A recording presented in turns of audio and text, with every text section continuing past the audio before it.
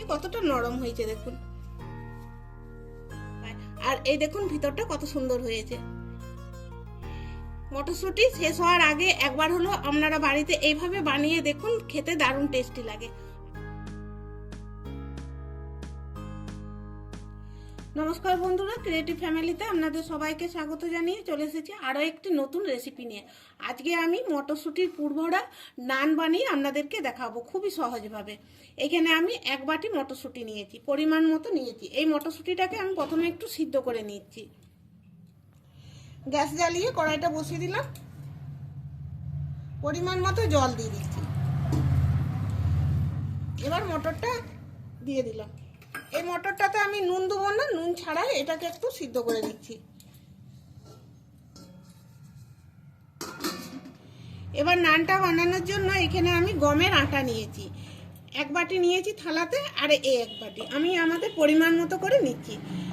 আটার পরিবর্তে আপনারা ময়দা দিয়ে বানাতে পারেন। এটা ময়দা দিয়ে বানালে খেতে ভালো লাগে বেশি, কিন্তু বন্ধুরা আটা দিয়ে বানালো এটা খেতে কিন্তু দারুণ লাগবে। তাছাড়া ময়দাটা অনেকেই পছন্দ করে না, সেই জন্য আমি আটা দিয়ে বানিয়ে আপনাদেরকে দেখাচ্ছি। এবার আমি স্বাদ মতো নুন দিচ্ছি। এখানে আমি 2 চামচ চিনির গুঁড়ো নিয়েছি। নানটা একটু মিষ্টি মিষ্টি খেতে বেশি ভালো লাগে। এখানে আমি 2 চামচ নিয়েছি, আপনারা চাইলে কম বেশি করে নেবেন। 2 চামচ দিচ্ছি সাদা তেল। এবার এগুলোকে ভালো করে মিশিয়ে নিচ্ছি।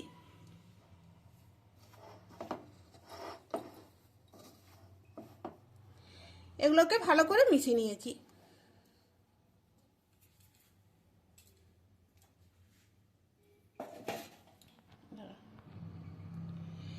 এবার আমি ইস্ট নিয়েছি।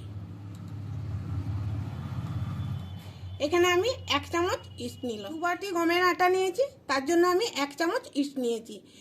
যেরকম আপনারা ময়দা বা আটাটা নেবেন সেই পরিমাণ মতো যদি ইস্টটা দেওয়া হয় তাহলে কিন্তু ইস্টের গন্ধ লাগবে না। 1 বাটি দিলে 1/2 চামচ ইস্ট দিলেই চলবে, তাহলে আর গন্ধ লাগবে না। এখানে নিয়েছি টক দই। এবার ভালো করে এগুলোকেও মিশিয়ে নিচ্ছি।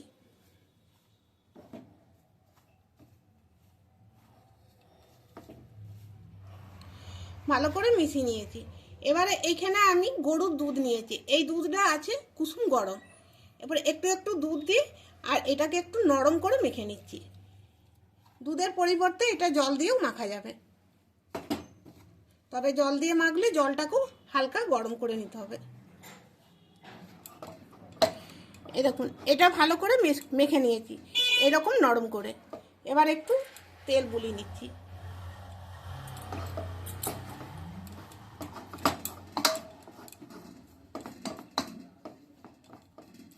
এবার এটাকে আমি ঢাকা দিয়ে আধ ঘন্টার মতো রেস্টে রেখে দিচ্ছি।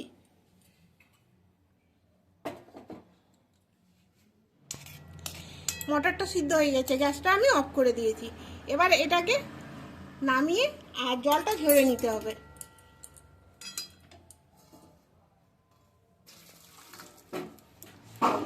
এবার এটাকে একটু ঠান্ডা হতে দেবো, তারপর দেখাচ্ছি। সিদ্ধ করে মটরটা ঠান্ডা হয়ে গেছে, এবার আমি পিষে নেব। এটা আপনারা চাইলে শিলনোড়াতেও পিষে নিতে পারেন। একবারে সবগুলো যাবে না, অর্ধেক করে আমি পিষবো। এবার দিয়ে দিচ্ছি কাঁচা লঙ্কা। এখানে আমি 2টো কাঁচা লঙ্কা নিলাম, কিন্তু আপনারা ঝালটা বুঝে দেবেন। 1 চামচ চিনি, পারলে চিনিটাও আপনারা বাদ দিতে পারেন। দিচ্ছি আদা বাটা।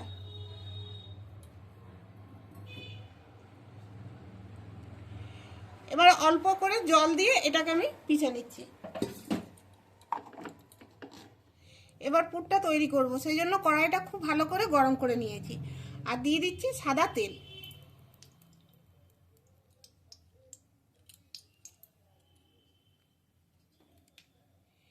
এখানে আমি 3 চামচ বেসন নিয়েছি। বেসনটা দিয়ে দিচ্ছি। হালকা আছে বেসনটা আমি ভালো করে ভেজে নিচ্ছি।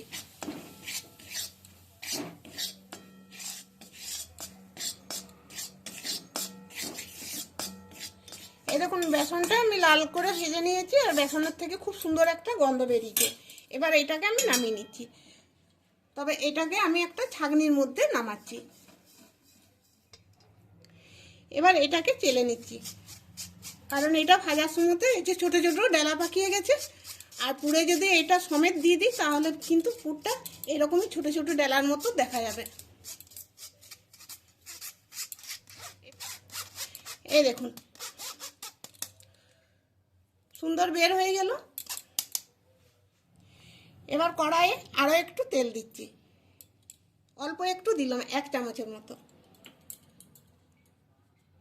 দিচ্ছি একটু জিরের গুঁড়ো, একটু ধনের গুঁড়ো। এখানে আমি লঙ্কার গুঁড়ো ব্যবহার করব না, আপনারা চাইলে লঙ্কার গুঁড়ো ব্যবহার করতে পারেন বা কাশ্মীরি লাল লঙ্কার গুঁড়োও ব্যবহার করতে পারেন। এবার আমি বেটে রাখা কলাইটা দিয়ে দিচ্ছি।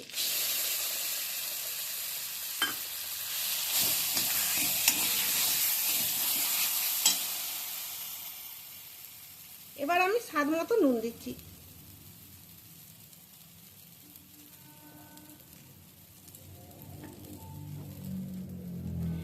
ভেজে রাখা বেসনটা দিয়ে দিচ্ছি।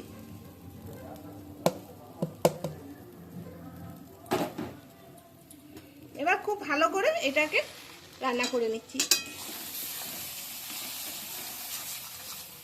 যেহেতু কলাইটা আগে আমি সিদ্ধ করে নিয়েছি, সেই জন্য কাঁচা কলাইয়ের যে একটা গন্ধ লাগে সেটা আর লাগবে না। গ্যাসের আঁচটাকে মিডিয়ামে রেখে আর এটা নেড়ে চেড়ে একটু শুকনো মতো করে নিচ্ছি। এই দেখুন পুরটা রেডি হয়ে গেছে। এই যে কড়াতে লেগে লেগে যাচ্ছে, তার মানে বুঝতে হবে পুরটা রেডি হয়ে গেছে। এবার এটাতে আমি আর প্লেটে ঢালছি না, এই পুরটা কড়াইয়েই রেখে দিচ্ছি। এটা একটু ঠান্ডা হোক, ঠান্ডা হওয়ার পর আপনাদেরকে দেখাচ্ছি। এবার দেখুন আটাটা 8 ঘন্টারও বেশি আমার রাখা হয়ে গেছে, আর কতটা ফুলে গেছে।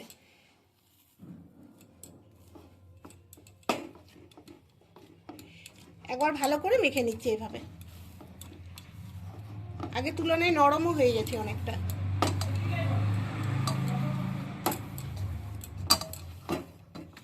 এবার এখান থেকে আমি লেচি কেটে নিচ্ছি।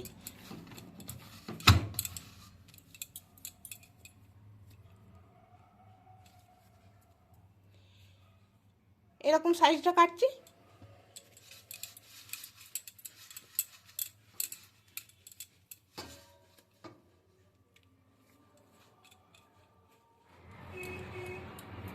এবারে লেচিগুলোকে এইভাবে একটুকু এরকম করে গোল করে নিচ্ছি।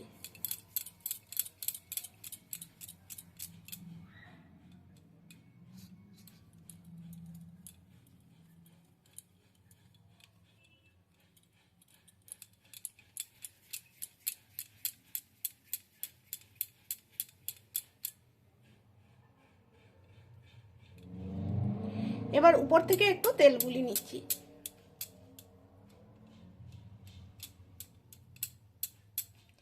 এবার এটাকে আরও 5 মিনিট আমি ঢাকা দিয়ে রেখে দিচ্ছি, তাতে আরও একটু ফুলে যাবে।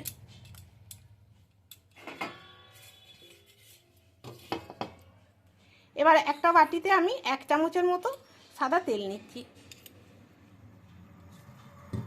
একটু জল নিয়ে নিচ্ছি। এবার তেল আর জল ভালো করে মিশিয়ে নিচ্ছি। 5 মিনিট হয়ে গেছে, আর দেখুন 5 মিনিটে কতটা ফুলেছে দেখুন। এবার এখান থেকে একটা লেচি উঠিয়ে নিচ্ছি আর এটাকে সাইডে ঢাকা দিয়ে রেখে দিচ্ছি। এবার হাতে করে একটা বাটি মতো তৈরি করে নিচ্ছি।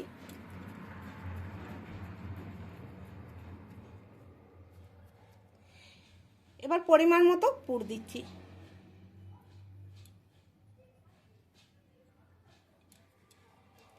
পুরটা দিয়ে ভালো করে মুখটা বন্ধ করে দিচ্ছি।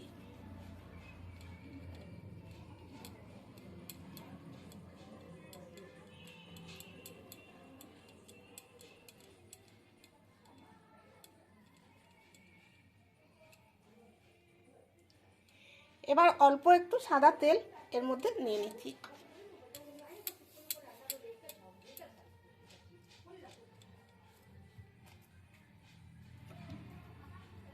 এখানে আমি কারি পাতা কুচিয়ে রেখেছি।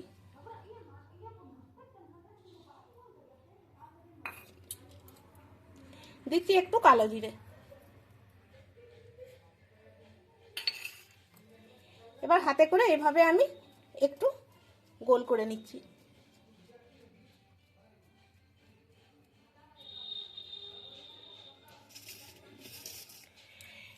এবার বেলা দিয়ে হালকা করে বেলে নিচ্ছি।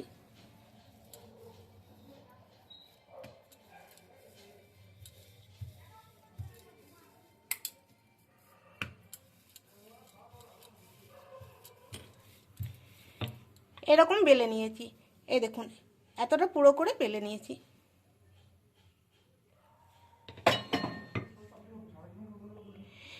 এবার এইটা উল্টো করে নিচ্ছি। তেল আর জল দিয়ে যে মিশ্রণটা তৈরি করেছিলাম সেই জলটা এই উল্টো দিক করে আমি লাগিয়ে নিচ্ছি।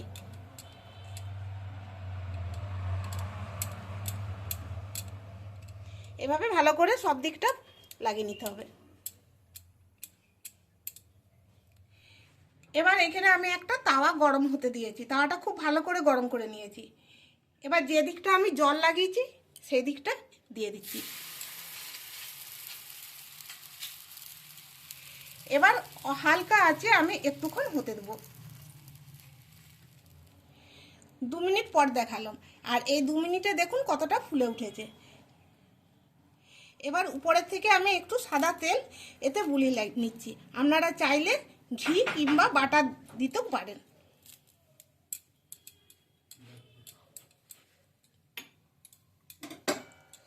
এবার এটাকে উল্টিয়ে নিচ্ছি। আর এই দেখুন পেছন দিকটা কত সুন্দর কালারটা এসছে, আর এটা ফুলছেও কত সুন্দর দেখুন।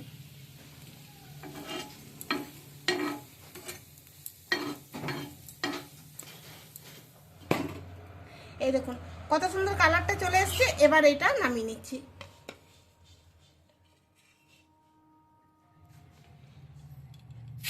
আর একটা দিলাম, এইভাবে বাকিগুলো বানিয়ে নিচ্ছি।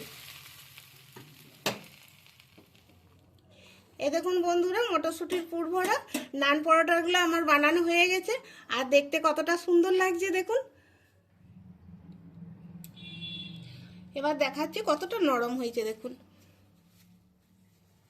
কতটা নরম হয়েছে। বন্ধুরা আশা করছি আজকের এই রেসিপির ভিডিওটি আপনাদের ভালো লাগবে। ভালো লাগলে একটা লাইক শেয়ার কমেন্ট করবেন, চ্যানেলটিকে সাবস্ক্রাইব করে আমাদেরকে সাপোর্ট করবেন, আর সবার সাথে একটু বেশি করে শেয়ার করে দিবেন যাতে আমার বানানো রেসিপির ভিডিও সবাই দেখতে পায়।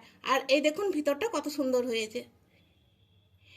মটরশুঁটি শেষ হওয়ার আগে একবার হলো আপনারা বাড়িতে এইভাবে বানিয়ে দেখুন, খেতে দারুণ টেস্টি লাগে।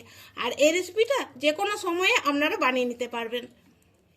স্কুলের টিফিনে দিতে পারবেন, স্কুল অফিস টিফিনে দিতে পারবেন, রাতের খাবারের জন্য বানাতে পারবেন, জল খাবারের জন্য বানাতে পারবেন। বাড়িতে কেউ অতিথি এলে সহজেই এই রেসিপিটা বানিয়ে আপনি দিতে পারবেন।